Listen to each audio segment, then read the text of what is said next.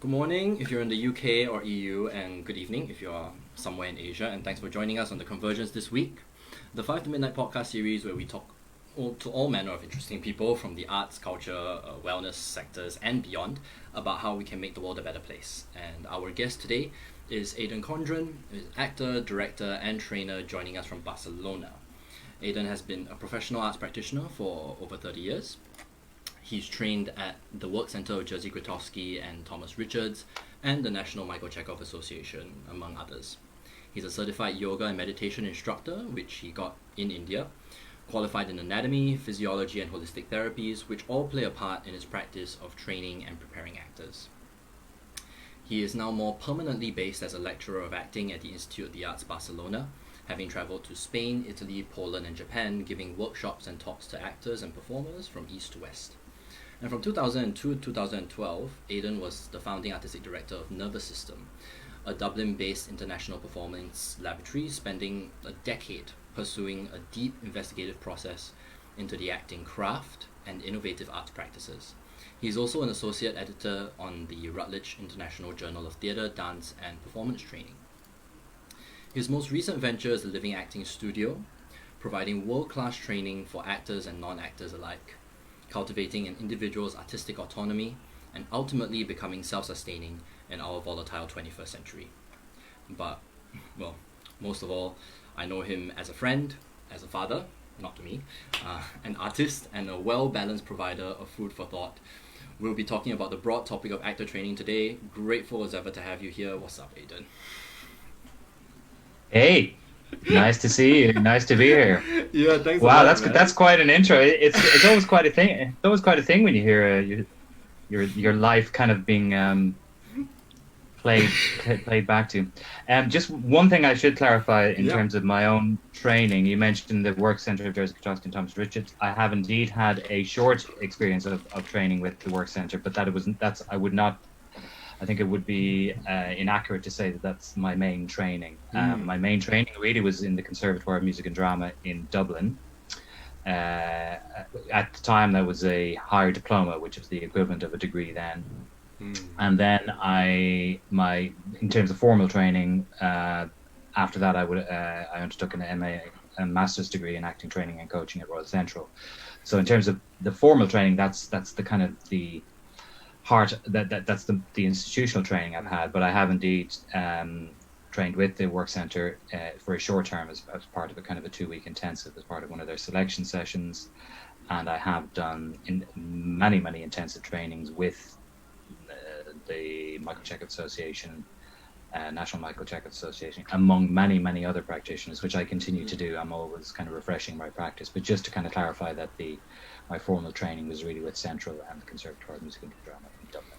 I think that there's it's a really great sort of like jumping off point, because we have a clear distinction sort of between formal training and I suppose the opposite, that would be informal training, whatever that is. And coming from a lecturer in an institution, what do you feel is the difference between a formal training and an informal training, and what does that mean to you? I mean, besides having a professional sort of paper qualification.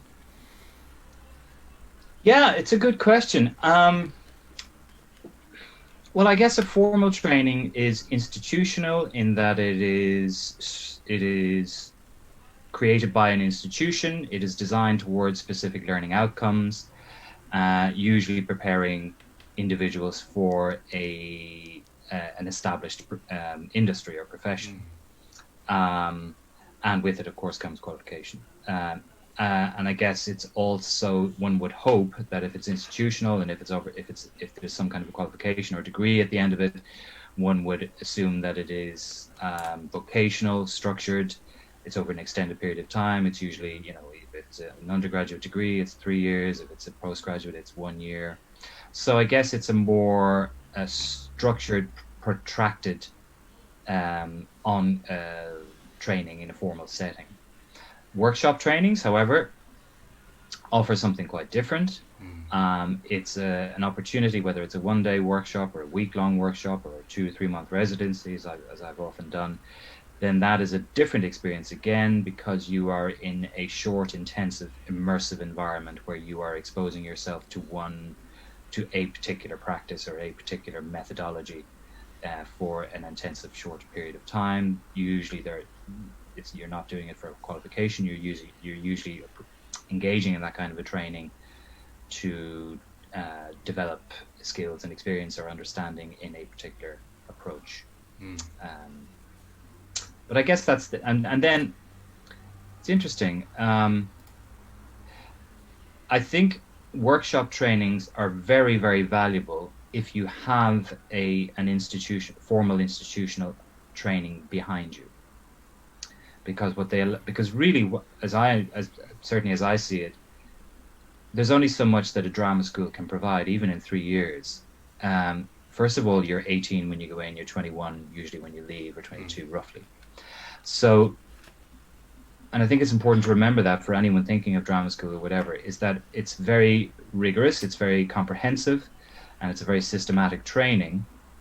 But it is really can only ever form the foundations of a lifelong learning, which I think, and certainly this was made clear to us when we were in drama school, that our training would continue well and beyond drama school, and that we would always be that acting is a lifelong training.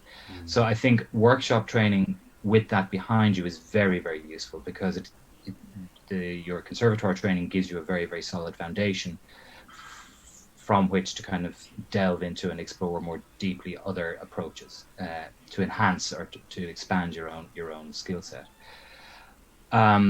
But do workshop trainings, can they be standalone trainings, in the sense that does it give you a comprehensive training as an actor in its own right? That's a tricky question. Yeah. Depends on what training you're doing. It depends on how regularly you're engaging with it. But there are wonderful, wonderful workshop trainings for sure that certainly I would encourage my own students when they graduate. I always encourage our graduating students to keep doing workshops and to keep the practice going, and to explore other forms and other approaches. I think it's very useful. But I think I would caution people that are, paying large sums of money to do maybe, short 1 or 2 month trainings that perhaps sometimes can present themselves as complete trainings. And I think one has to be careful with that, because I think it's very difficult to offer a complete training in those kind of short periods of time. What do you mean by a complete training? Just so I get the vocabulary clear. Well, I think a complete training takes time. It needs an extended period of time. You're developing skills, physical and vocal skills that require repetition. You're exploring techniques that require engagement and re-engagement and application over an extended period of time. I think time is the real factor, to be honest. So that's, and also they're designed. I mean, conservatoire training, certainly UK and I guess Western drama school training, is designed to offer what they perceive to be a comprehensive training, in that it covers all bases. And the idea being that essentially, industry-wise, you're good to go by the end of 3 years. Right. So is it then fair to say that when we talk about a complete training, it is in relation to sort of the industry that is in play, that this person, right, whether they're a student, whether they're mid-career changing, whatever, is in a sense primed and ready to jump in full on and be able to make a living in a way. Well, no training will guarantee that you make a living, but yes, I mean, if you go back, if we take, for example, the heritage of the UK Conservatoire, which really goes back to kind of the 1930s and 40s, to, interestingly, and a European, a Frenchman, Michel Saint-Denis, whose roots go back as the nephew of Coupeau. He was really one of the first that introduced the notion of a comprehensive, modular, structured 2-3 year actor training into the West, really, because he was responsible for the National Theatre Studio back in the 30s, and then with the Old Vic company in the 40s. He was the first to really design, and if you read his research and his literature, there's a lot of literature on Saint-Denis, you'll see that he spent a lot of time thinking about the vocational formative training of the actor. Was it for the industry? Well, it was, because it was connected to an in-house repertory company. So yes, he was thinking of training as providing the necessary skills and techniques and everything else that he deemed to be necessary in order to function as a professional actor within the performing arts industry. Yeah, so I guess it was industry focused. Yeah, because the industry has evolved, right? So at least now, at least in sort of the circles that I work in, particularly in Asian countries, and I think this is also for the UK as well. Granted, it's mediated a bit by sort of like the agent middle management level of things, but it is very much a freelance industry now, and we very rarely see a repertory company, at least in my part of the world. Repertory companies are few and far between, and I think something that has sort of like spurred me on to start 5 to Midnight as a practitioner is I was always enamored with this dream of a repertory company that would train in a particular methodology that held an ethos and a group of people that believed in something, and were willing to transmute that into a physical practice which would create a very particular style of work. And so in my sort of like broader sense of understanding the arts practice, the repertory company serves as kind of like a node for a particular point of view on the world, on society, on politics, whatever we want to talk about, and whatever the company wants to talk about, that an audience can enter, right, and experience and understand. And having said that, I kind of, being also, an alumni of Royal Central School of Speech and Drama, I sort of always felt that the institutionalized training or formal training, as we call it nowadays, right, is in a sense doesn't really serve this sort of like one size fits all. It serves too much of a one size fits all kind of idea, which I wonder if it in the end sort of like harms the diversity of the practice and the work that could come out of that. Ooh, it's a big question. There you go.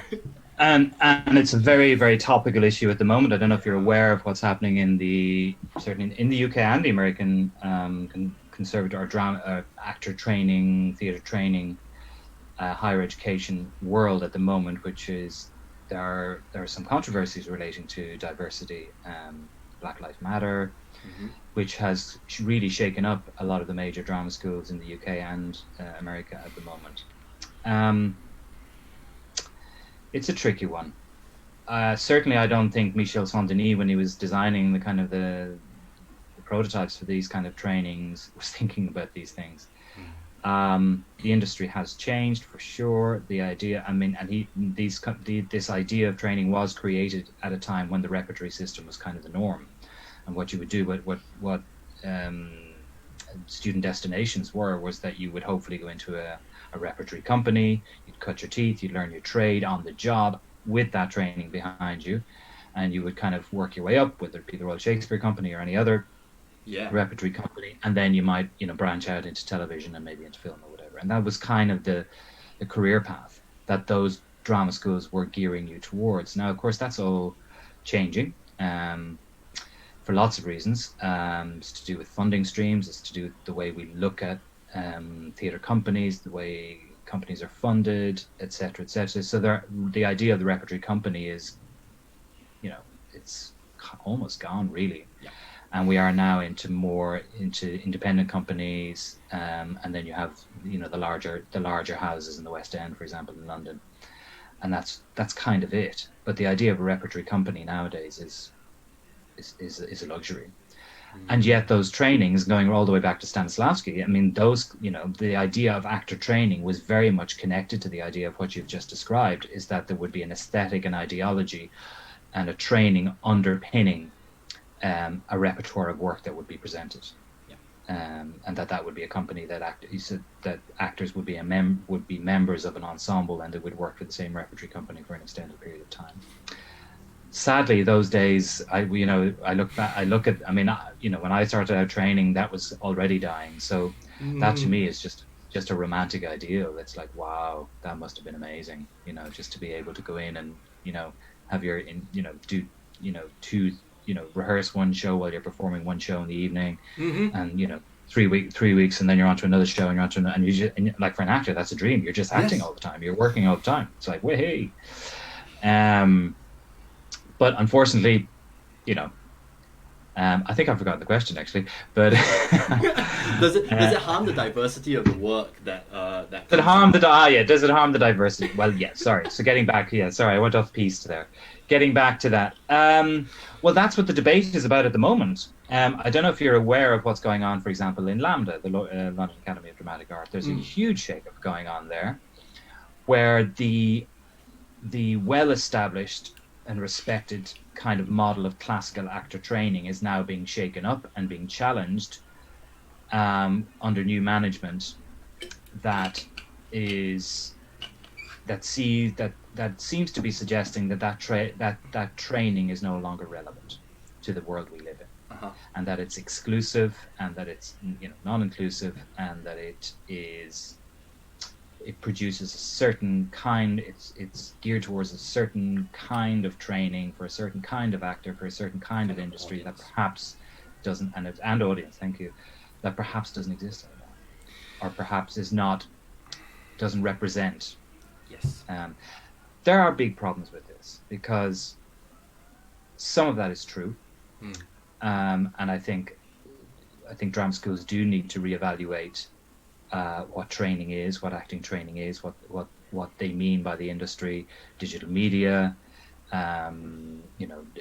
collaborative and devised work, people, the creative actor, all of these kind of things need to be factored in. I mean, back in the old days, in the 70s, it was like the British drama schools were going, well, God, we better teach them a bit of telly and a bit of film, and because we don't do that, we all do, and that was the cool thing to do, was to introduce a little bit of TV acting and a little bit of film acting training, and that was like considered to be very innovative and very forward, very progressive. But now we're into all kinds of digital media.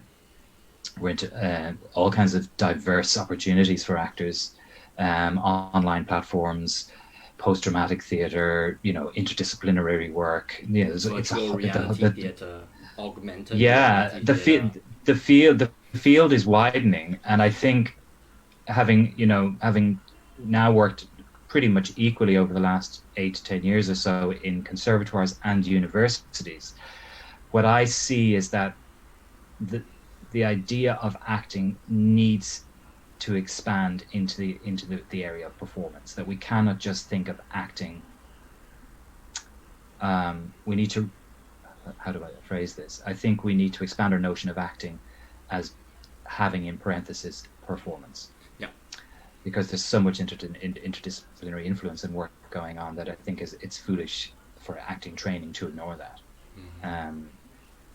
Having said all of that, I think the idea of bringing in artistic directors of theatre companies to run drama schools is potentially problematic, who don't really have a background in acting training and don't understand, perhaps maybe not fair enough to say don't understand, but are not equipped or do not have experience in the systematic vocational training of actors and understanding what that is. And I think to throw that out without really understanding what it is problematic. And I think we are in a dangerous situation in the UK at the moment of throwing out the baby with the bathwater. Yeah. Because whatever you might feel about that training, a lot of it was extremely rigorous, extremely well thought through, very comprehensive, very full, and a lot of great teachers and pedagogues have been operating in that modus of training for many years and offering extraordinary knowledge and skills to their students. And I think to throw all that away, I think is foolhardy. But certainly to reevaluate what acting is, to adjust and adapt conservatoire training to meet the needs of contemporary performance practice, I think is really important, and to address the issues of equality and diversity, for sure. That needs to be looked at. I think this is to sort of like leap off the initial sort of provocation of this question, where we talk about the idea of the industry having a sort of concretized form, and in a certain way sort of having been calcified into a certain set of behaviors and norms which student actors are then sort of like told to expect and be able to navigate themselves through. We're always told like in drama school nowadays, it's like, okay, we're going to do this and you have to do things this way because that's how the industry will treat you. Like I think in one of our earlier conversations, we talked about you mentioned this idea, and correct me if I'm wrong, but you said that when you make the choice to be an actor, you are the industry. Is that correct? Yes. Well, yes. I mean, the industry exists within the artist. Yeah, I do believe that. Yeah, I think the industry. Yeah, absolutely. So, having said that, if in the sense the industry is in itself contained within the performer, the artist, then what are we training for? Why do we train? Well, I have to respond to that with two hats. And with my institutional hat on, I can tell you formally what we're training, or what the offer is to prospective students, and what we tell them that we're training. So there's that. But then there's the other part of me, which has worked in other fields and worked independently, and like with Living Acting Studio, with nervous system, which is a different answer to the question. But the first answer is pretty standard. You go to any conservatoire, any university website, you'll see what they're offering. What are we training for? Well, we're training, young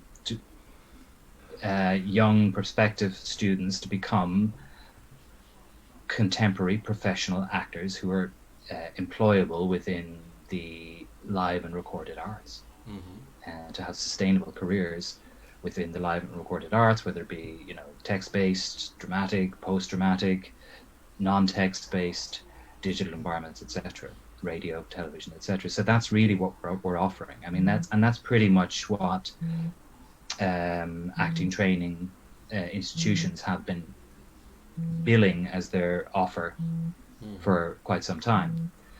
So that's what. So what are we training for? That's what we're training for. The performing arts industry / entertainment industry, and those who aspire to work as actors in that field. So that's the institutional answer. Yes. But then there's a whole other, and this is kind of, I guess, segues into our whole theme of well-being and personal development and all of that. I think there is a whole other aspect of acting training that offers a whole series of tools for personal development and equips you with transferable skills that are just great life training. It's artist training.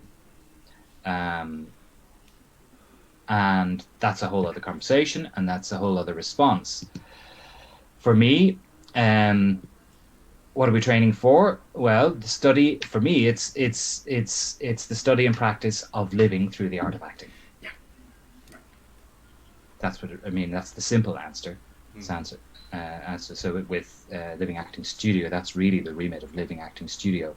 Living Acting Studio is not as was with nervous system. When I was running nervous system, the agenda really was looking at acting, art and craft as a process of work on oneself, and artistic development. Where that led you, what the industry was, or where that was going to take you, was really up for grabs. But there was no perceived idea of where that was going to take you. So I guess when we talk about industry, really, that's perhaps the true meaning of the word industry really goes back to being industrious, is drawing on your own resources to create something that people want or need. But But the idea, with nervous system, the kind of the seed of nervous system, or the impetus for the creation of nervous system, was that I always felt that there was a kind of a cart before the horse situation going on. I never understood it, why acting training and development and theatre making was shaped by some preconceived idea of the industry, and that you worked back from that and then you made your work for that. That never made sense to me. For me, it was like, well, but but I guess you could say this about any art form. I mean, a musician makes music because they want to and need to make music, and they want to make as much and as the best music that they can, and then they find an audience for that. Yeah, and there will be. I think the sense that the audience is inevitable has always sort of like kept me going as a practitioner. In my 20s, like all through my 20s, almost 30 now. Yeah. So that sense that like I think I said this to our mutual friend Gapin, that I nowadays, especially particularly having worked and built this company over the past 4 years, I no longer feel beholden to the expectation of an audience size as a measure of success. For me, it's always a process, and I've recently had some real time to be a little bit more reflective in terms of the kinds of people that have come to watch the work. And the thing that I found most fulfilling and gratifying as a practitioner is this sense that I could have done, I did a small show, tiny show for 12 people in a community space in Japan. That was, I think, the second time that I was there in Tokyo. And it was like 2 years later that, an audience member who was, I believe, a dancer or an actress in her own right, and was wanting to be one, was attending one of our workshops. And she said, "Oh my God, I remember seeing that show, and it was amazing, and we could go and have a dinner and a chat afterwards." And to me, like, that is a real living sort of embodiment of the kind of work that I want to make, where where it really sticks in your memory. And I find that I attribute that largely to the actors who were so vital in being able to transmit that experience to somebody and make an impact. For me, the art form is not necessarily the performance itself, as much as it is the connection that is born from the shared experience of the theatre itself. And that's really been a driving force. To come back to the topic of training, though, I do feel like I really echo this statement that it's really about how do we train somebody to really kind of what's the word that I'm looking for, and to enjoy, to be able to enjoy the act of being alive. Yep. And I think that in the 21st century environment, we are pummeled with a lot of stimuli about the way that we need to think about something. As you're talking about preconceived notions of an industry, I think that that is a good example of that. But also how we are supposed to think, how we're supposed to manage our emotions, how we're supposed to live our life, which detracts the actor from what is actually happening inside your body, inside your mind. And I really echo living acting studios. Yeah, totally. I mean, it's a question. I guess it's a question of the entry point. I mean, if you look at Stanislavski, I mean, we always think about Stanislavski as all the different studios in the Moscow Art Theatre and all the training and all the 35 years of research, blah blah blah. But we forget that Stanislavski was a businessman. He was running a major theatre house with Danchenko, his colleague, and they had terrible fights and yada yada yada. And they were two men running a business. I mean, it was an operation, and he was a very astute and very shrewd manager. And parallel to that, he was doing all this extraordinary research into acting technique and acting training. But interestingly, so he was very much addressing, it's very easy to romanticize Stanislavski and say, there were just a bunch of guys in a room just trying to work it all out. Well, they were, but they were also, having to pay the bills and, get bums on seats, and they keep the reputation of the institution, very reputable institution that they were running, keeping all of that going. But what's interesting about that is that you've got two things running parallel. You've got the sheer brass tacks of just keeping a theatre house running and a repertory company alive and funded, etc. But then you've also, at the same time, running parallel to that, you've got this whole work on oneself going on inside the studios, which is all to do with, addressing the self, addressing who you are, and deconditioning your habitual behaviors and concentration and attention and relaxation and all of these things. So there's a great tradition, parallel tradition of theatre as an event, as a theatre of the marketplace, running parallel with the developmental aspect of the work.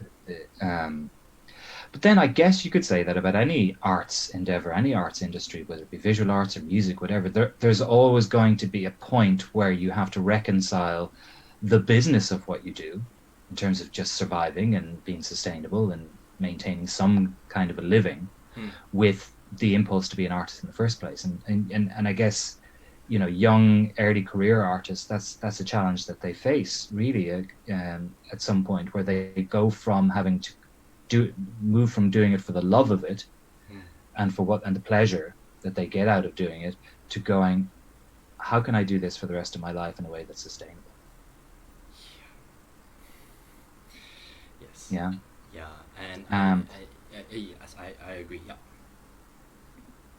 And I guess going back to the kind of formal education, institutional education, that's what institutions do, is they prepare you for the realities of the industry as it currently exists.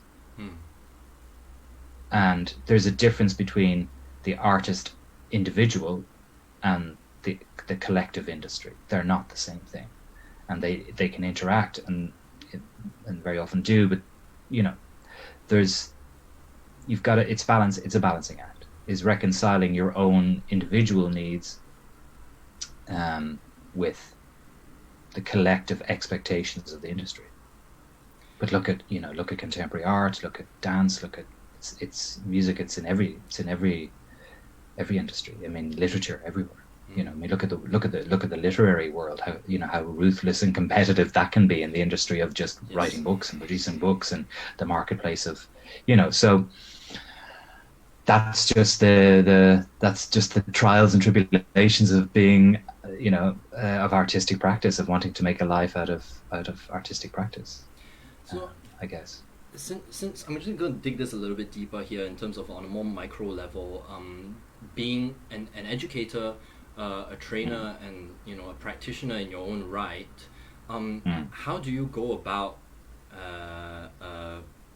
how do I say this? Building this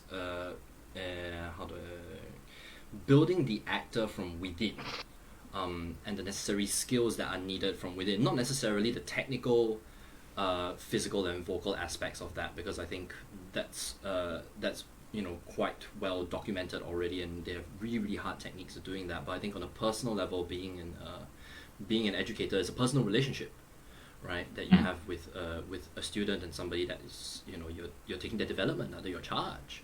How do you do that? And coming from the background that you do.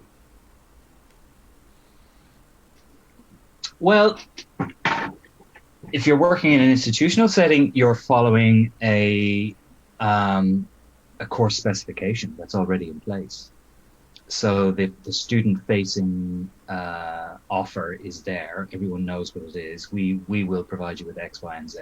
These are the modules. These are the learning outcomes this is supposed to do.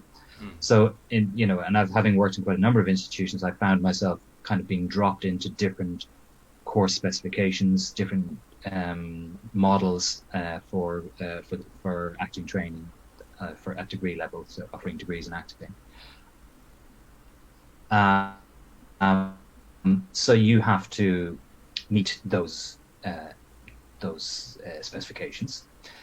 And much of that, certainly in where I've been working for the last while, I'm in Barcelona now, but essentially it's a similar model of acting training here in Barcelona that's very much modeled on the UK Conservatoire, is rooted in a methodology that's Stanislavski, essentially, which draws on other practitioners as well. But broadly speaking, most of the institutions I've worked in understand acting technique as some way being traced back to Stanislavski. So you've got these kind of models and frameworks to work with, and you design your curriculum and you design your syllabus based on that structure. But then there's a lot of space for interpretation as well. So, for example, if you're teaching, concentration or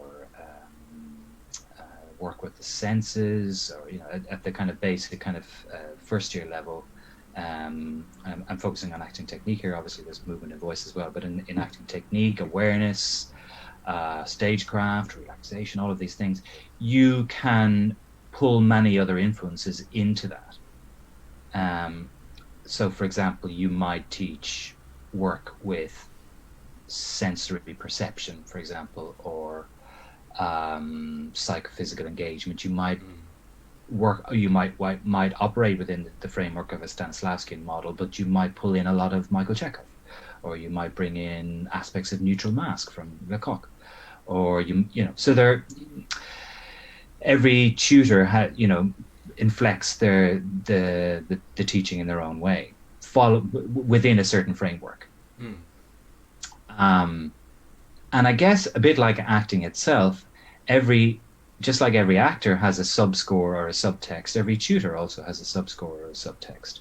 In that the play is called Hamlet, so we're doing Hamlet. But of course, as an actor, my inner associations and my inner score, my reason, my Hamlet, is based on a whole series of associations that I am drawing on.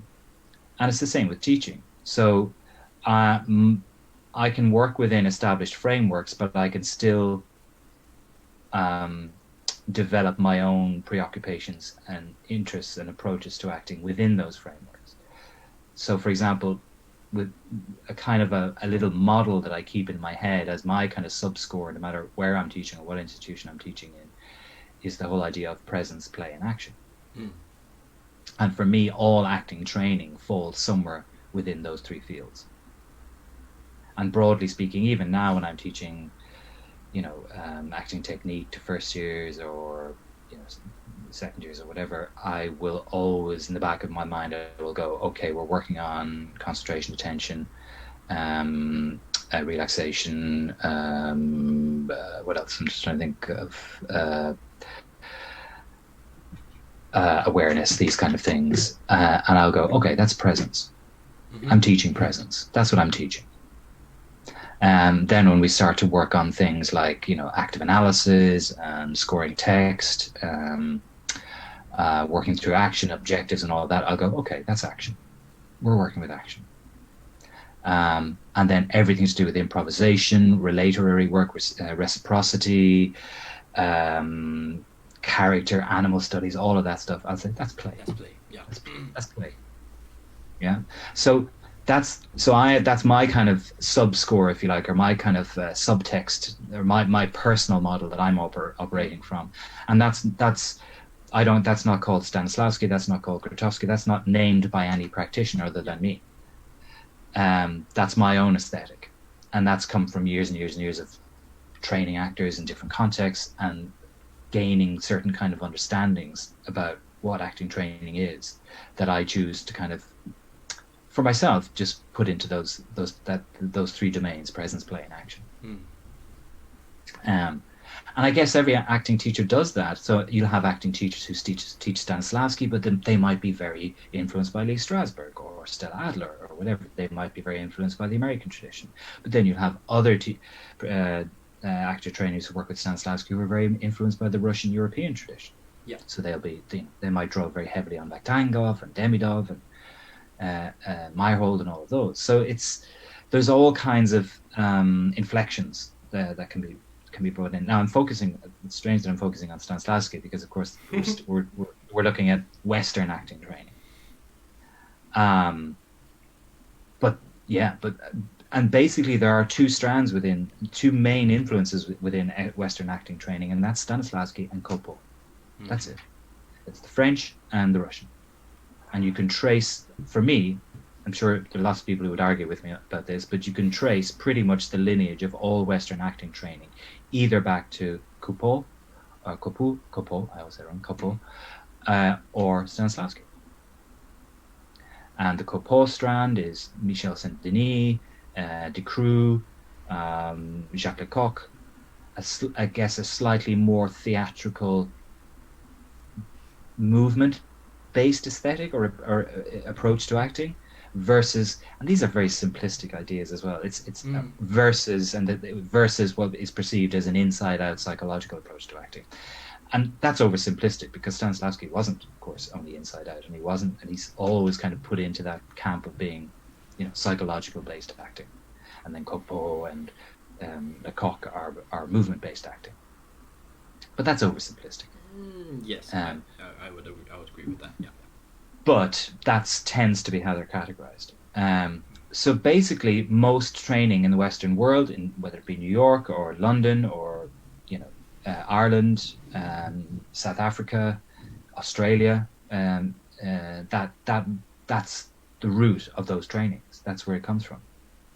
And then you've got the East, which is a whole other thing. And then you've got but then those practitioners, the Copos and the Stanislavskis, were also drawing influence from the East. Yeah. In fact, I think, do I have it here on my shelf somewhere? There's a lovely book that was handed to me, recently published, called Stanislavski in Yoga. And I think I showed you the book as well, where it basically details all the influences, the yogic influences that Stanislavski drew on to develop what we now understand as the system. And being an Asian arts practitioner, that was really revolutionary for me, because similarly to the sort of conservatoire system, right? I had always attributed, the root of actor training is Stanislavski in a way.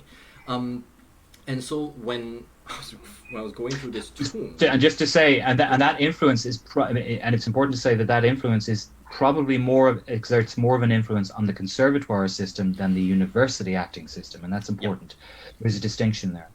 Yes. And and it's important because and I'll come back to that in a moment, because there's an interesting conversation there too. Yeah. Sorry, I'm interrupting.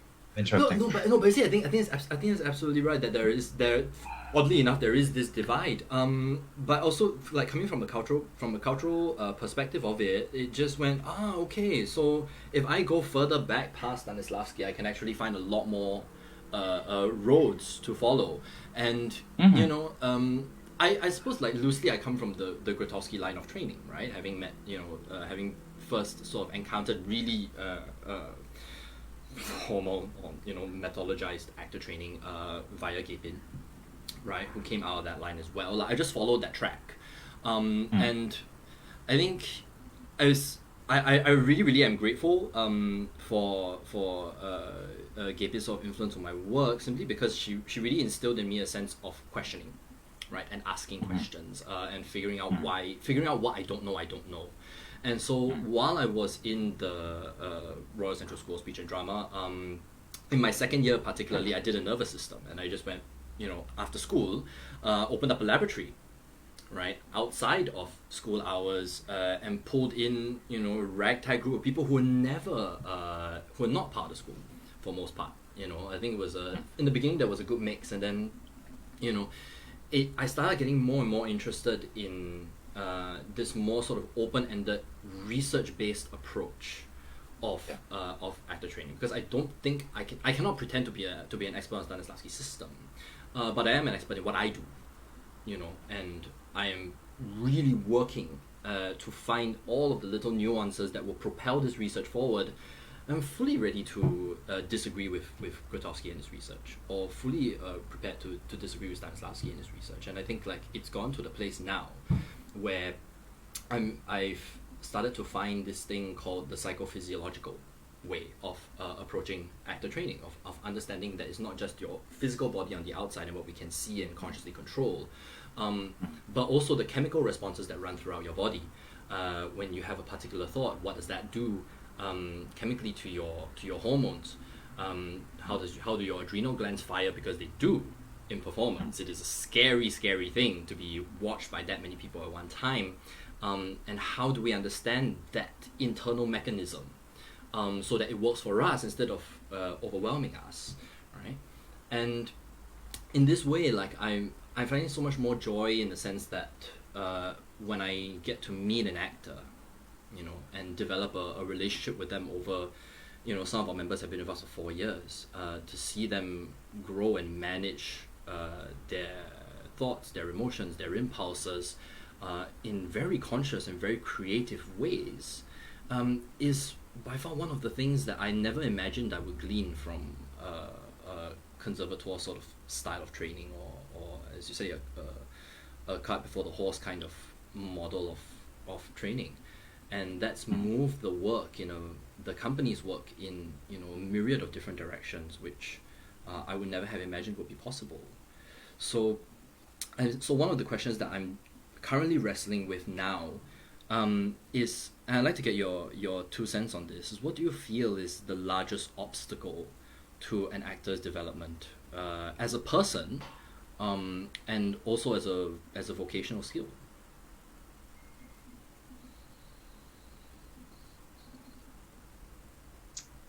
I think someone asked me a question like this some time ago in a different way.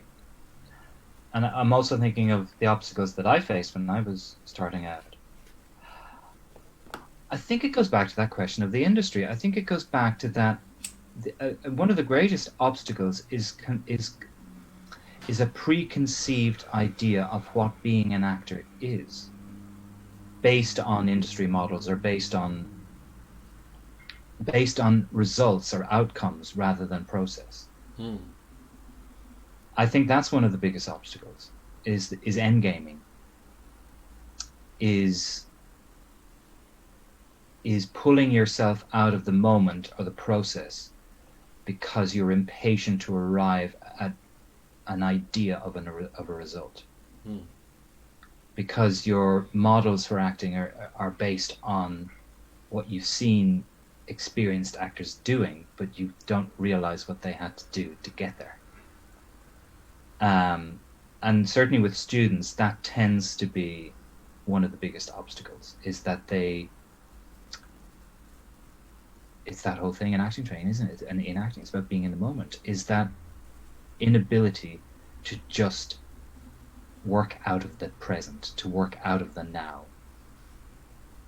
And my own background in body-mind practices and yoga has really helped me with that. And I inflect a lot of what I do in my own teaching.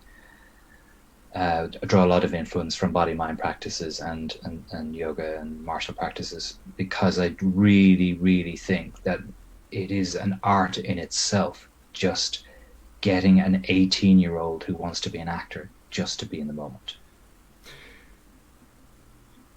Because sometimes the ambition and the aspiration to be an actor actually is the very thing that gets in the way of you being an actor. And it's that idea of acting as a practice, as a process and a practice, rather than a profession or a thing. So if you practice yoga, you practice Tai Chi, or you practice those things, you're not thinking, what can I do with this? Where will this get me? You're just thinking, where am I? Am I here? Am I breathing? Am I present? How am I relating? You're thinking, and really all acting training, one could argue all body-mind practices, are all about pulling you into the now. And that's what great acting is. So I think, to answer your question, I think the obstacle is endgaming, is rushing towards a result. I'm gonna jump off the back of that, and because I've been contemplating this question for a couple of weeks now, in preparation for this, because one of the things which I've come to as not as a conclusion necessarily, but as like sort of something that I can pin down finally is that the biggest danger to an actor in an emotional sense and a psychological sense is bitterness. And I think this echoes, it's got a bit of the echo of endgaming in there, where we kind of, if we look at the nature of bitterness as an emotion, right? It is this sense that, okay, there is an outcome to be derived from this thing. Yeah. And that immediately makes unavoidably visible the gap between the present moment and that endgame, right? But what bitterness does is it hyper-focuses into the gap. So the actor is now living in a state of lack, and what ends up happening is that it's not the same thing as feeling disappointed or feeling a sense of yearning. I think bitterness itself is very particular in the sense that it mobilizes a lot of the forces and energy that are required to act in the moment, and move them from a place of lack closer towards this preconceived outcome. So all the energy that could be used and embraced and acknowledged in a moment, on stage or off, becomes, for lack of a better word, perverted towards proving a point, or trying to make something of themselves in that moment that is actually defined by something in the psyche in the background, and I don't know how I'm not sure how this works in the sort of like Western UK locus of thinking, but at least in my country, in the Singaporean background where I come from, when you tell your parents, I want to be an actor, right? It sets off red flags, like how are you gonna eat? How are you going to make a living? Whereas I got a big culture shock when I was in the UK, to immediately meet like quite a few of my classmates who have dreamed of going to drama school and whose parents are completely supportive of that and really wanted to move that forward. And I feel like they got a lot out of the training because there was that one less obstacle to overcome, And when bitterness is allowed to fester in an actor, or in a human being, then what inevitably happens is an accumulation of lack. It starts to delay the actor away further and further from the present moment of what is actually happening. And I think that is one of those things that is just going to cause the actor to, not be able to click in as much, and why I put so much emphasis on meditative practice, whether it's physical or really a mental investigation of the self, is to reduce that lag, come back to where we are now, today. Yeah.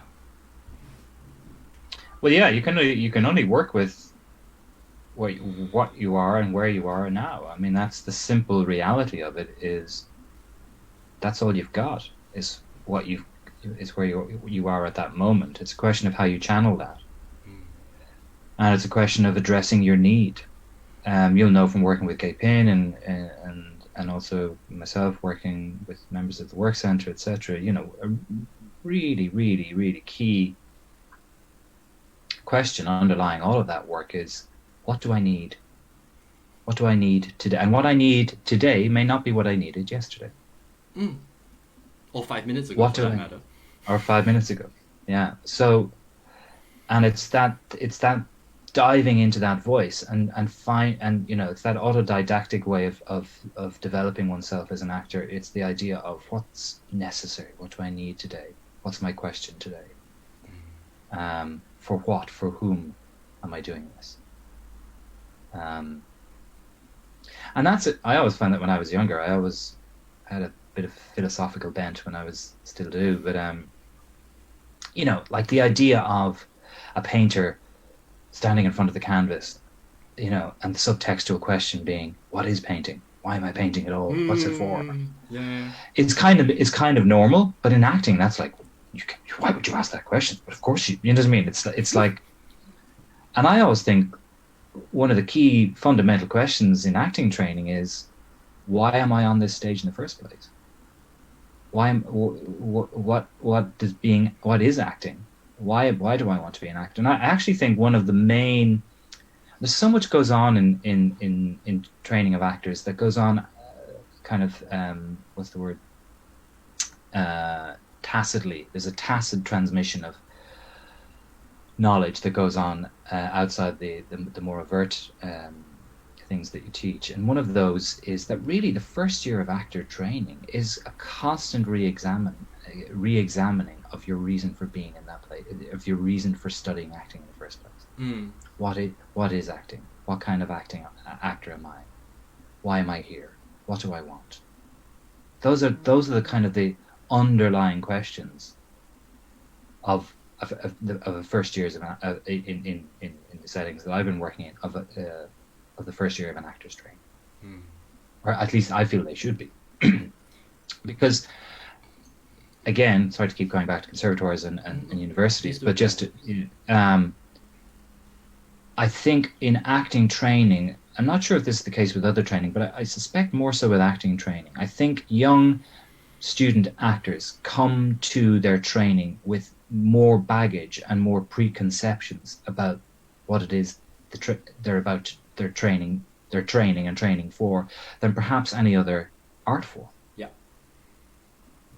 And I think the first year is just them coming to terms with the fact that the reality of training as an actor and their idea of training as an actor are two completely different things. You know, when you said, what are we training?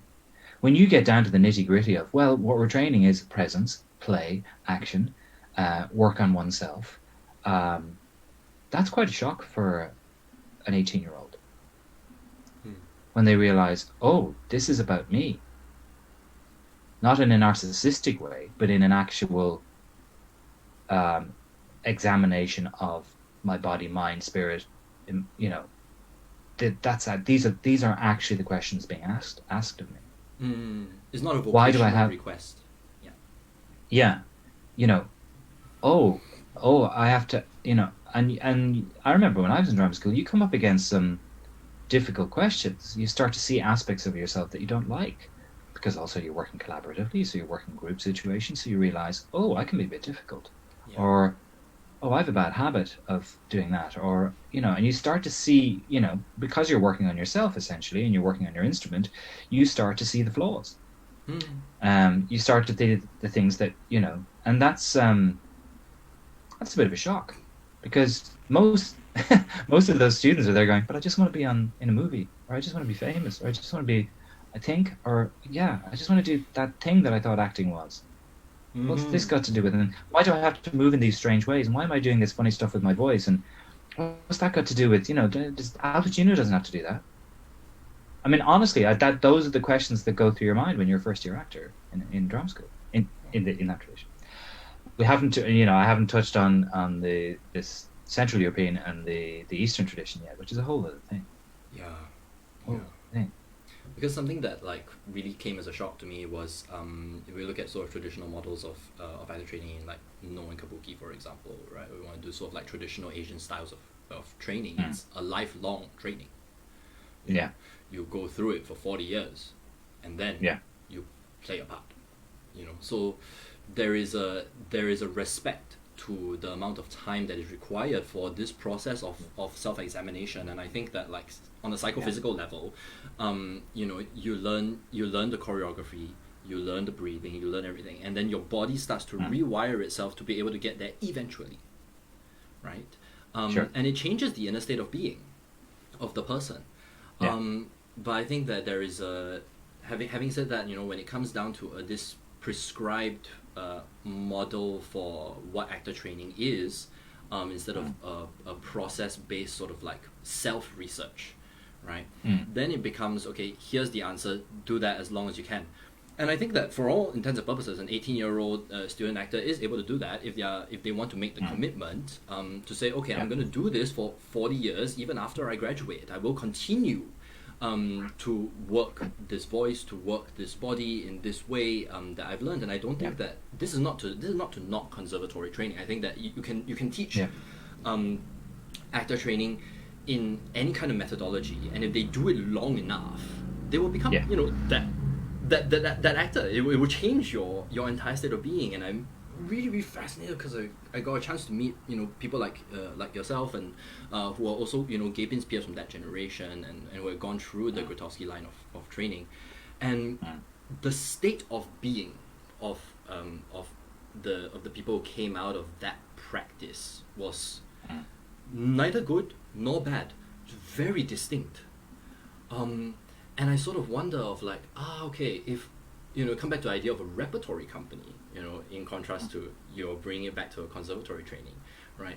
That a repertory company of people, having done that work, those kinds of shows, that aesthetic, that way of thinking, that way of collaborating, have a distinct flavor about them as human beings, which is just like, I hope for an audience, right, to watch and go like, those kinds of people exist. It's a kind of like it's a tribal kind of acknowledgement of like, I see, and I think that like this is the word that I'm interested in, is that if there is a lowest common denominator across cultures of a kind of state, a kind of presence that comes with being an actor, being an artist, that it's something that transcends cultural barriers. When people look at somebody who has that state of being, they go like, wow, I could be like that too as well. Like, that's kind of amazing. The possibility of what a human being can be is exemplified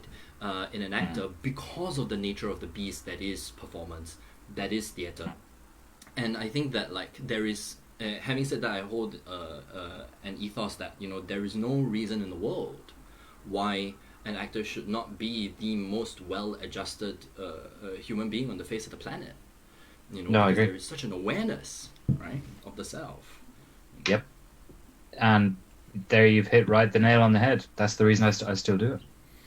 That's the only reason I still do it. I genuinely believe that great acting training creates great humans. I really do. And honestly, as I get older, that's really what it's about for me.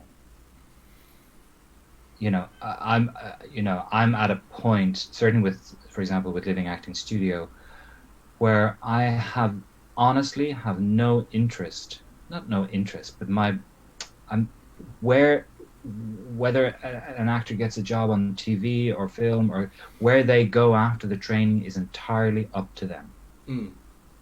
And I think there's a lot of pressure in formal trainings now to ensure or to offer some kind of employability. The actors I train will be great, will be great people and hopefully great actors, and then whatever opportunities are available to them, I hope that they encounter those opportunities. But honestly, I think education has, and I think it's a problem with higher education at the moment, this idea that it's become conflated with employability is really problematic. Really problematic, because for something that's so process based, to have to kind of guarantee or ensure that someone is going to get an agent out of it or whatever it's reductive. Not something I was ever interested in.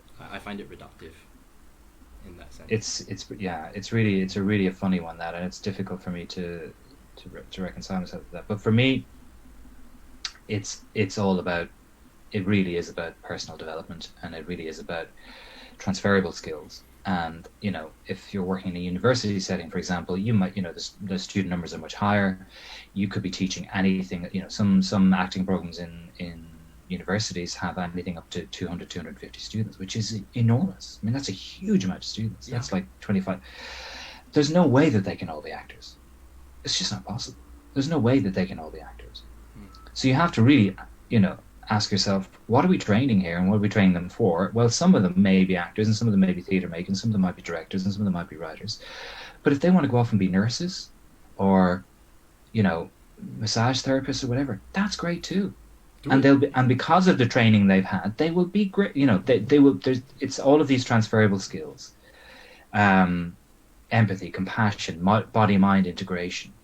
The whole idea of working oneself, decondition, concentration of attention, confidence, observation, all of these things. These are great skills to have in anything you do. Yeah. And acting training can really provide that. And I think, for those parents that worry about their children, training as actors, they shouldn't worry. Acting training is a great thing for a person. The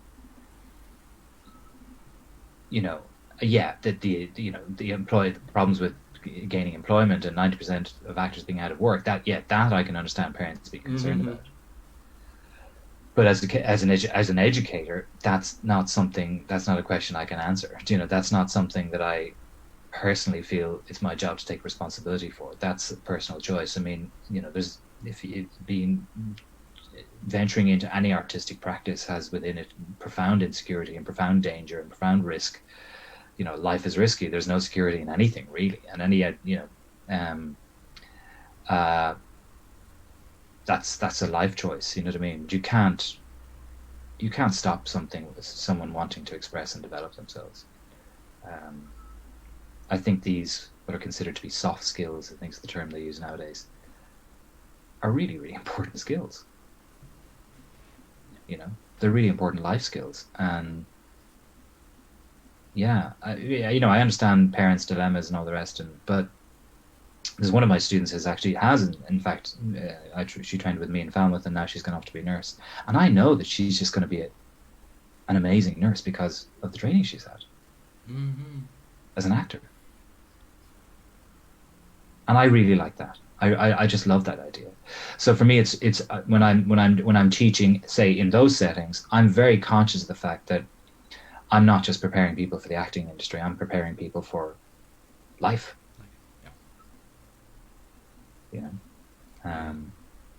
And I think acting training offers a very full and very complete toolbox for just dealing with life.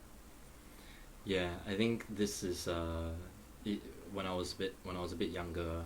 I was listening to a TED talk by the late Sir Ken Robinson, and talking about what issues we face in education, and I think now more so than ever, it's really sort of echoing with me that like the education system doesn't really prepare us with the life skills that we need to be able to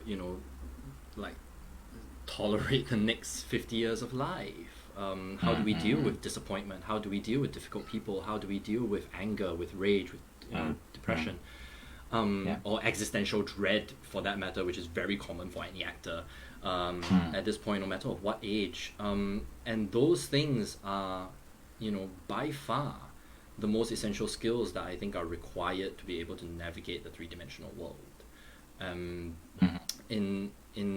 sort of the interest of opening up a can of worms here, I think that when it comes down to wanting to train as an actor, I think that I would urge not students in the standardized definition, but people who want to chase this path down, to rephrase the question as, what kind of human being do you want to be? I don't think that any actor training is bad by any means. No, not at all. It really is about shaping yourself as a human being and having different entry points, whether psychophysically or psychologically, to, as you said, examine the self, look at your motivations, and find out why you want to do this. Why are you in a nursing? And and also remember that you can do that through music, you can do that through dance, you can do it through writing. There's lots of ways to express yourself. Why do you want to do it as an actor? Well, acting is interesting because it is quite full in the sense that it's body, voice, and imagination. It's a fully embodied artistic practice, which makes it one of the most difficult. That's the other thing. The other thing is that the thing about good acting is it looks so bloody easy. When it's done well, it looks so easy. But then and that's the other shock that these first year students realize, is that thing that looks so easy to you takes a huge amount of work to do well.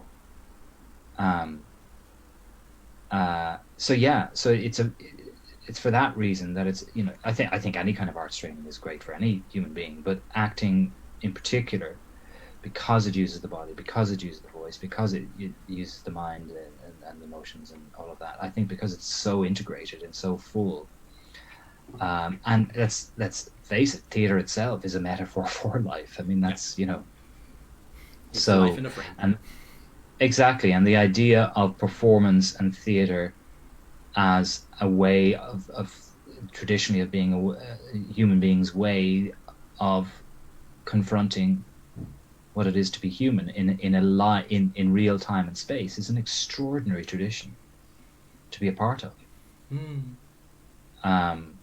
This idea of self-examination, if you go back to the Greeks or you go back to whatever, go back to, the idea that we go to the theatre as a civic act to look at how we are is mind-blowing, really, when you think about it. Yeah. It's so of course you're going to need some serious training to be able to be a part of that. And that's what Grotowski, took that to its nth. Took the idea of a work in oneself, Stanislavski's idea of a work in oneself, and he took it to its absolute. He said, "Oh, okay, well, let's do that then. Let's do self-penetration. Let's do self-actualization, self-realization." Very influenced by yoga as well, Grotowski. And essentially pursued acting craft as a work on oneself, as a form of yoga. I mean, one could argue, I'm sure there's people who debate with me crazily on this, but essentially one could argue that Grotowski's whole pursuit was to create acting, was to create a form of acting or theatre that was a yoga, was like a theatrical yoga. And that idea wasn't his. That came from India. That came from Kathakali. That came from Kalari Paitu.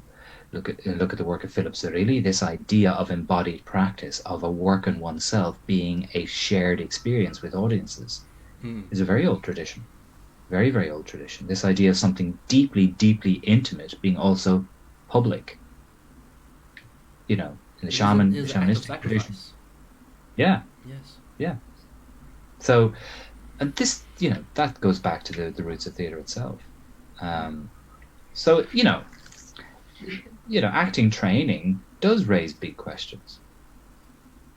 Does raise important questions. And because you are the instrument, and this is what differentiates it from painting or music or whatever, you are the instrument. You can't put that violin back in the case and put it under your bed. You are that instrument. You're carrying it around with you every day. That's an extraordinary thing. That's an extraordinary thing.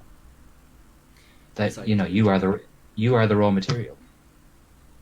Yeah, I think this idea that as a musician, you make a piece of music, right? And you put it out there, and right now you record it, you master it, and then you learn it and you play it live, whatever, right? So that is in a sense an externalization of the thing, right? Yeah. But when it comes to acting, I think of it this way, that what the actor is creating is a state of being within themselves. It's housed within themselves in the physical body in a particular time and space where you start at this time and then you end at this time and everything is prescribed there, right? But that's all well and done, and I think being able to have the discernment, right, to experience that firsthand for 2 hours, 3 hours, sometimes 4, and to then sort of step out of that and look at that and go, I'm so glad I'm really not that. In my everyday life, that is not the person that I want to be, but I'm glad to have the experience of that state of mind, that state of being, is just another step towards self-knowing and self-reflection. Where would that impulse come from? Because then it paints a picture of the inner life for the actor as like, okay, that is something that I have access to now. And I think that, we kind of often are quite trapped in our own personalities in everyday life, that we sometimes forget about the wide gamut of infinite expression that we have within the body, irrespective of form. Right? I'm talking about the internal experience of being a human being, that like, I never knew I could tap into that amount of sadness or rage or joy or ecstasy.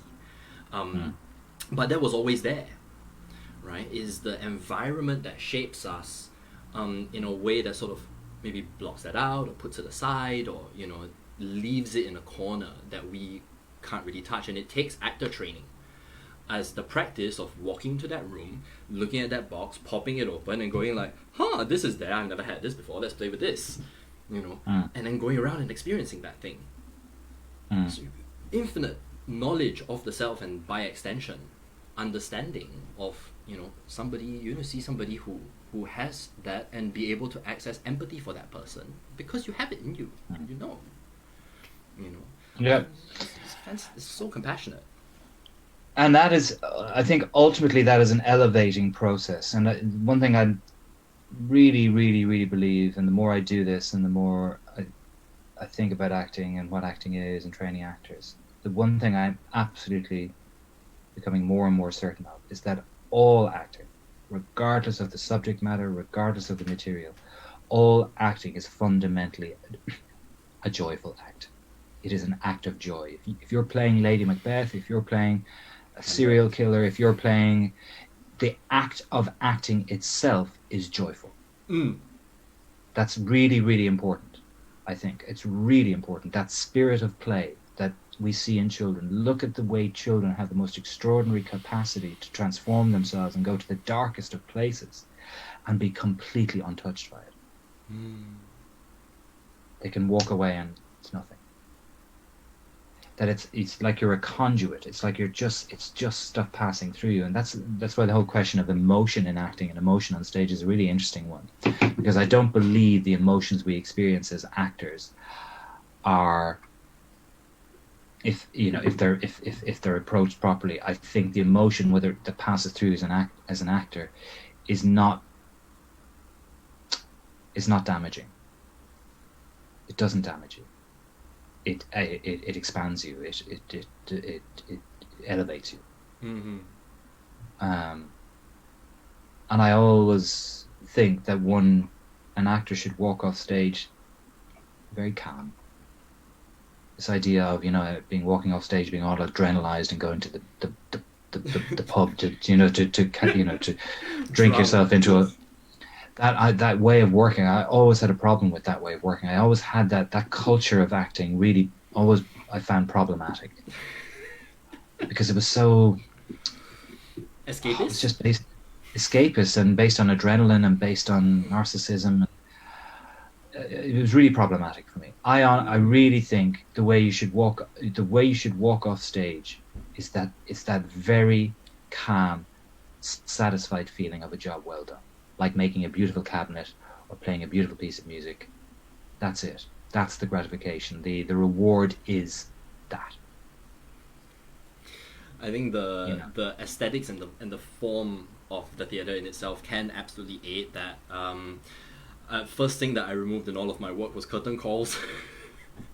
And it takes, and the reason for that being that, like, if you see an actor go through an experience that is harrowing and intense for a particular period of time, to immediately move from that into being able to speak to an audience member with this calm, with a peace, and seeing that, like, okay, this actor is now just as present with me as he was present in the moment half an hour ago.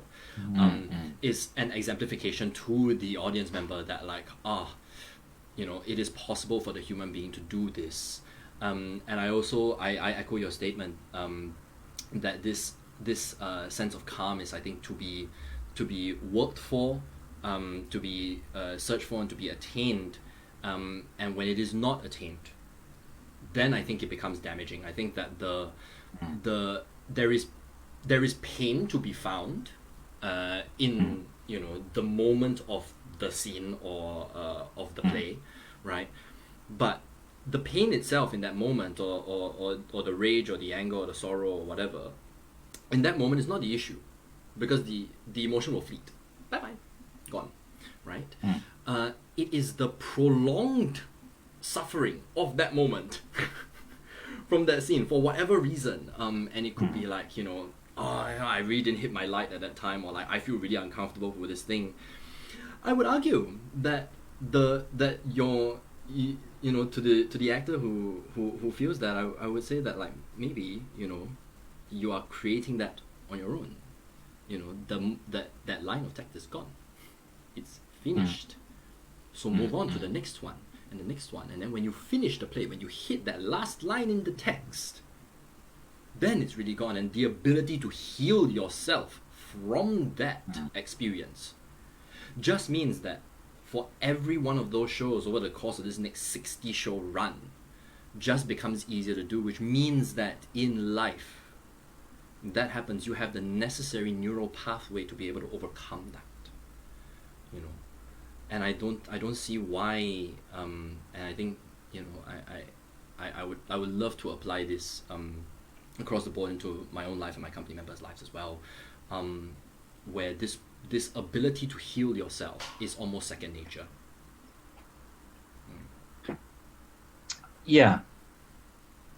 I think it's about hygienic ways of working. I mean, when I say that coming off stage and going to the bar and all the rest, don't get me wrong, I saw amazing performances. Amazing. Some of the best acting I ever saw was by actors who went off stage and did that, who were alcoholics. So it's not to say that you can't. For me, it's just about sustainability. I'm at a stage now where, and I got to a stage when as an actor, as I got older myself, where I wanted this. Acting was a way of living for me. It wasn't just about, getting a result and satisfying an audience and that's it. I was like, for me, a very, very important part of acting for me was that acting was a form of well-being, that it was something that was good for me. So I think that for me is very important, is looking, because it can be if you're performing on stage and dealing with audiences and operating in the marketplace, can be quite grueling and quite tough going. And I think just like athletes or like any other profession, or where you use your body, I think you have to take care of yourself. And my aspiration is certainly now is if I ever perform again, is that I want to walk off stage calm. That a feeling of that something has been expressed, that art has been a vehicle for me to express and experience the flow of life itself. And that ultimately is a joyful act, and that's something that I should walk off stage feeling good about, not feeling bad about, or feeling like I've tortured myself. I think that's really important. That's always in the back of my mind when it's a very important thing for me when I'm teaching, and as well, is that actors are working in that way, that they don't rely on adrenaline. And I think. I think that's absolutely possible, and I think there are many great actors that can do that. You get a bit more on film, actually. I find screen acting, because you have to be so relaxed on camera. Depending on what acting tradition you're coming from, if you're a very immersive method kind of performer, then perhaps that can be problematic. But the idea of just being in the moment. Because as you said, once the moment's gone, it's gone. It's gone. And any comment on the past is just pulling you out of the new present. The new now. And that's all theatre is. It's just nowness. Collective shared nowness. And what you're saying about the curtain call is interesting, because it's always very fashionable when one thinks one's doing something avant-garde to not have a curtain call. We used to do the nervous system as well. We thought we were really cool not having a curtain call. But nowadays I'm just like, no, curtain calls are actually really important, because theatre is artifice. Theatre is a contract between the actor and audience where we agree that suspension of disbelief will occur for over the period of an hour and a half or 2 hours or whatever. And I think that coming out at the end and saying, thanks for coming on that journey with us, I think is really important. I think that's what a curtain call is about, actually. It's about reminding us that we're in a theatre, and that our collective imagination made this event happen. But that, we're actors, we're good, we're cool, you're cool, all's well. Yeah, I think this is also Yeah. come down. I mean, it comes down to sort of like an aesthetic choice. Absolutely. The difference in function, right? Yeah, no, totally. And you can. I mean, Grotowski used to do it. I mean, he never had curtain calls. But I've seen some interesting curtain calls, and lots of the interesting kind of experimental companies have their own little ways of dealing with curtain calls. And some of the, of course, the Asian tradition, they're absolutely marvelous at it. But that's because they know how to bow. Like Western actors just look like idiots when they bow. Because we don't have a bowing tradition. We don't have proper spines. We don't know how to bow. Our bodies aren't able for it. No comment. So do you know what I mean? Yeah, I know. I mean, I'm just saying that, like, if the aesthetic of the bow, the aesthetic of whether you all line up in a row, I think for me is very arbitrary. It comes down to the question of, like, as the metaphor of the curtain call, like, what is it, right? It's I think it's acknowledging the event. It's acknowledging the artifice. Yes, and I think, like, I have to preface this by saying that, like, when I say I don't do a curtain call, doesn't mean that I don't have there isn't another mode for which to acknowledge that this was this was a theatrical event. This was artifice. It's more of a remodeling of the way that is, and I just much prefer to do a quote unquote curtain call as okay, actors go and talk to the audience, and then they start to understand that it is the artist. Oh, I see what you mean. So but that's a great thing. But if they talk to the audience, that's great. And in the Globe Theatre, and they obviously they follow kind of the traditional Elizabethan mode of performance. All the actors come out and they do a dance at the end. That's fantastic. Yeah. As themselves. Yeah, and they just do a bit of a show, and that's great. So there's lots of, you can be very creative with things like curtain calls. You can do really cool stuff, and it's really just remembering what the curtain call is about. What are you trying to communicate? Again, it all goes back to, what do I want? What is this? What is a curtain call? What's its function? What do we want to say to the audience in this moment? Yeah, it's a celebration of the fact that we've all gone on this journey for 2 hours. I love the idea of that, and I do like performances where I go in and I meet the actors before and then after the show, like where they're part of the where they're ushering you into your seats and then they usher you out. I really like that. I love when that. Yes. I really like the fact that the mystique around acting is taken away, where it's like, listen, I'm the guy that put you in your seat, and now I'm the guy playing Macbeth. Yeah. I really like that because you see the change. Yeah, yes. You just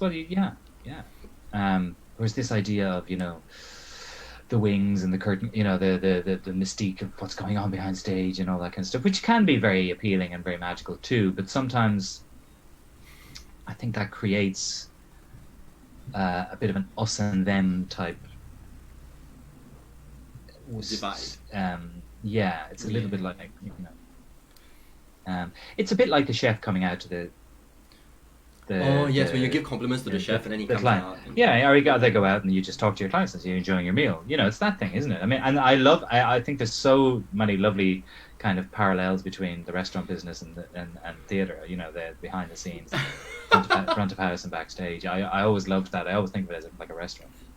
I think because it's self-awareness. Right, the sense of, like, now it's very sort of in thing, right? Like breaking the fourth wall. Look into the camera. Hi, I know you're watching us right now. Even on a recording, I can see you. It's very in thing now, but actually that creates a sense of intimacy and connection, and then I think that's really what ties an audience into the company and saying, like, I'm acknowledged as who gave us that, Ethan? Oh my God, this is a test.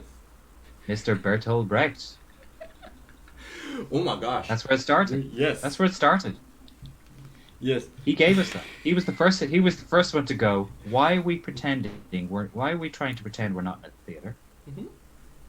We're in a fucking theatre.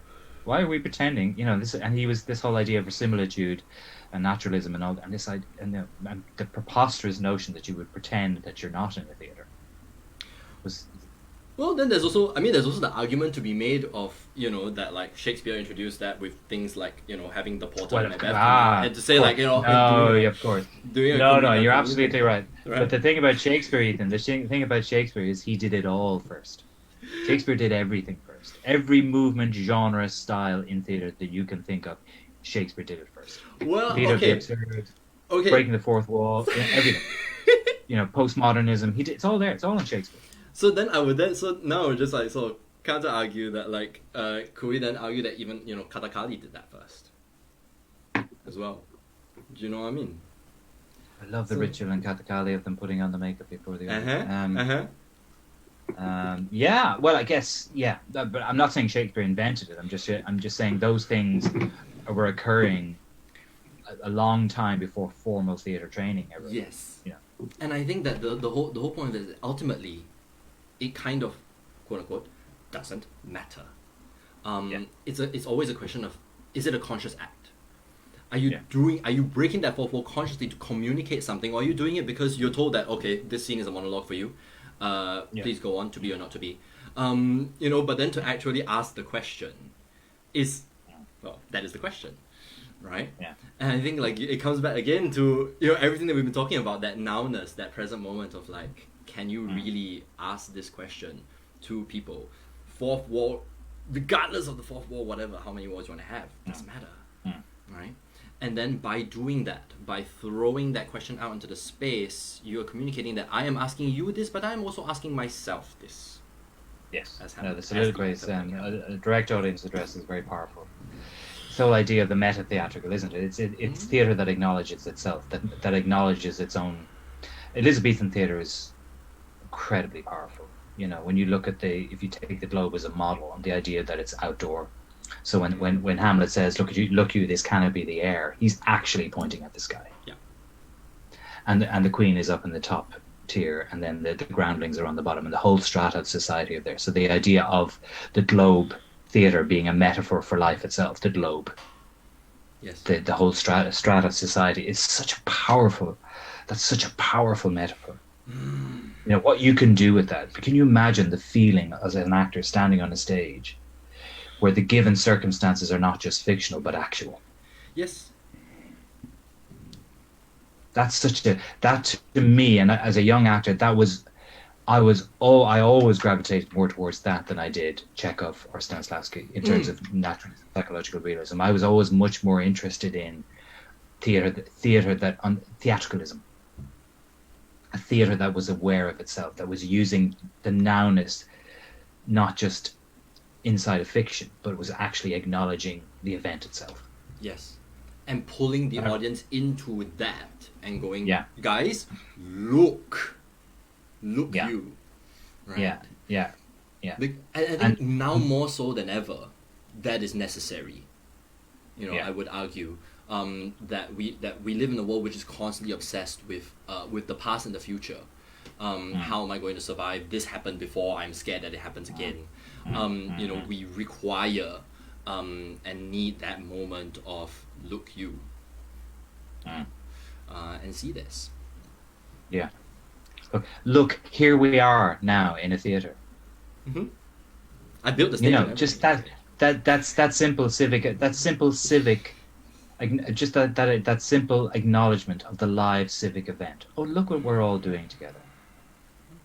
And to be able to switch from that to move in and out of fiction, reality. Oh, look, you believe that I was Hamlet there for a second.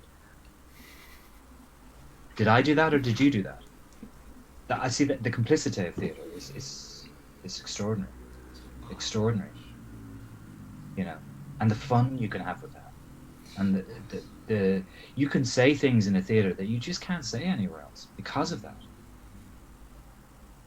You can't say that anywhere else. I mean, for me, music is the highest of all the art forms, and theatre is usually considered to be traditionally the slowest in terms of evolution. Mm-hmm. But the potential of theatre, in terms of what theatre can do, is extraordinary. And I'm just talking about traditional live performance. I'm not even talking about multimedia. I'm just talking about just old-fashioned live theatre. Mm-hmm. And of course, obviously, in the current times and whatever, that's I think we're all getting a bit nostalgic for that. Yeah, totally. Mm, mm. But I think that is a good sort of like wind up for the desire to be in a live space with you know that many people, and I really echo what you're talking about in terms of the potential for that, because the theater is as infinite as the parts that make it up, you know, from everything, you know, not just the actors. Yeah, I think we're going to see. I think there's been a lot of talk about this. I've been involved in a number of different conferences and stuff like that, discussing this very subject. You know, what theatre will emerge out of the pandemic, and I'm really starting to incline towards the belief that we might have another renaissance. I think we might re-evaluate and rediscover the fundaments of theatre again, because theatre has become very noisy in terms of, you know, we've thrown a lot of stuff at theatre, and a lot of great stuff has happened in the postmodern movement and all the rest, and great things have come out of that, and interdisciplinary work. But I wonder, is the absence of that live experience, will that bring us back to a re-examination and a real celebration of what can be achieved with so little? Mm-hmm. You know, will a new kind of poor theatre emerge? Will a new kind of a theatre that goes back to its roots? I don't know. And this question has been asked since I started working in theatre. I mean, everyone asks this question: theatre is dying. Will it ever come back? You know, that's always been theatre from the 30 years I've been working in the theatre. It's always been dying. That's all I've heard people. It's been dying for thousands of years. Yeah, so let's just deal with the fact. Okay, we're dying. Great. We're dying. Theatre's dying. Okay, so let's celebrate the dying theatre. But you know, it's nice to dream into it, isn't it? It's nice to remind ourselves of what can be achieved. Shakespeare's great for that. You know, I always think the Elizabethan stage for me is always incredibly evocative in terms of what's possible. You can walk on stage, hold a banana, and say it's a gun, and the audience will say, "Yeah, cool, that's a gun." You know. You just say it, and everyone goes with it.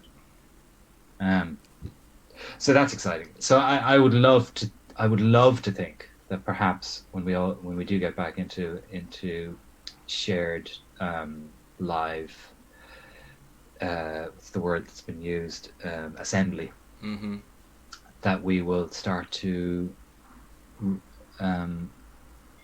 rather than that we would start, it'll re-energize the what's essential in theatre, back to the basics.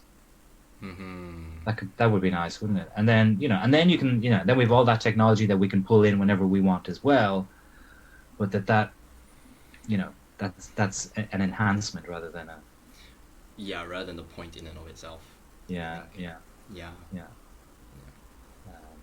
But God, I'm getting all excited now. But I'm really starting to miss it now, because I'm actually really I'm realizing, God, I really do miss that. Because a lot of people have been talking about it during the pandemic, and I've been kind of going, I don't miss it that much, because a lot of the time I find theatre quite hard going. I find it a bit boring, and I find it a bit stuffy and up itself and very bourgeois, and I don't enjoy the experience a lot of the time of going to the theatre. Not always, but a lot of the time. So when people say, "Oh, the arts, the theatre," I have problems with the definite article used in front of arts or theatre. The theatre, the arts, and we're artists, and there's something entitled about that I get uncomfortable with. But and I think I think of stuffy kind of theatre foyers full of middle class people. That was something I was never comfortable with as a young Midland boy from the Midlands of Ireland who'd never been to the theatre till I was 18, 19. So being in theatres as an audience is not something I was ever that comfortable with. But but now I'm starting to think, God, I do miss the theatre. I do miss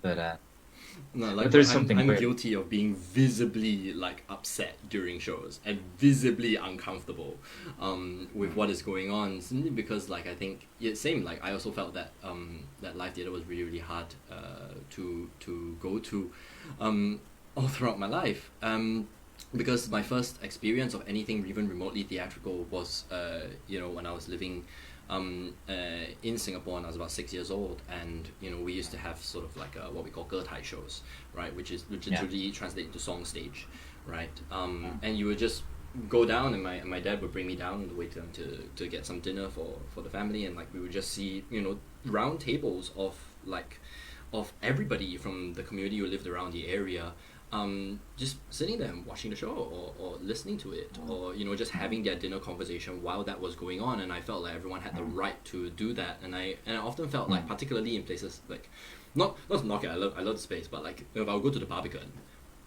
and I would sit, and I felt like I was prescribed a role to watch, as opposed to sort of being enticed and being drawn to watch that. And I remember watching a show at the Barbican where I sat all the way at the back row next to the tech desk, and I was watching the show, and I think this was a Katie Mitchell show, so it was incredibly like technically complicated, but I thoroughly enjoyed sitting at the tech desk, and I would just like glance over, and I would look over at the monitors for how many cameras were operating at one time, and being able to sort of like peek behind the curtain and watch what was actually happening was much more intriguing for me as an audience member, because I had to force myself to acknowledge the artifice of the thing, as it was going on, right? Back to Brecht again, right? And that's exactly what Brecht did. Yes. He did the same thing.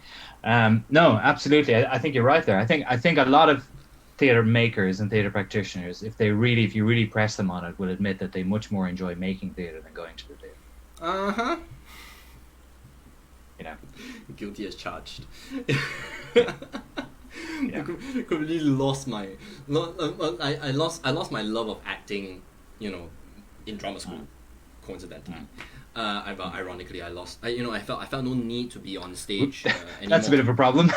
yeah, it is. And a lot of it had to do with just being overwhelmed with existential dread, and I think like also being a young 20-something at that time, and like same thing for you, like as you were saying, like I was shocked by the amount by the disillusionment that hit me, and also on top of that, there was a lot of institutional issues. Institutionalized racism was a thing, right? Like issues with curriculum and all that kind of thing, and I'm a disruptor by nature, right? So like, but being able to sort of step away from that, and watch other people, in this case particularly my very, very generous company members, be able to take the practice that we have created together, and put themselves on stage, and especially in the work that we do, go to quite like deep personal places in public, has reinvigorated my love for at least the theatre that these guys make. And I find myself just as much of a fan of the company, and I say this separate from my status as artistic director, but in terms of the creative work that these people make in a room, and to be privy to that in the room is a gift, and I always love when audience members come and watch our open rehearsals, and sometimes create with them. I always remember this amazing a couple of audience members who came to our art space in Taiwan, and my partner was working on her solo show, or a version of her solo show at that point in time, and we had come up with this crazy idea where we would use a fishing line to tie tiny wooden beads together and hang them from the ceiling. We were building a grid across the space, and these two audience members had come. They were just visiting us, because they were friends of ours, of the team that lives there, and they were spending the night and just chatting, and we were there in the space threading these beads into these fishing line and tying them together, and these audience members stayed and helped us do that for the better part of 3 hours, and I sort of like, at one moment I had this really, really strong dissociation where I stood at the corner of the room and I went, holy shit,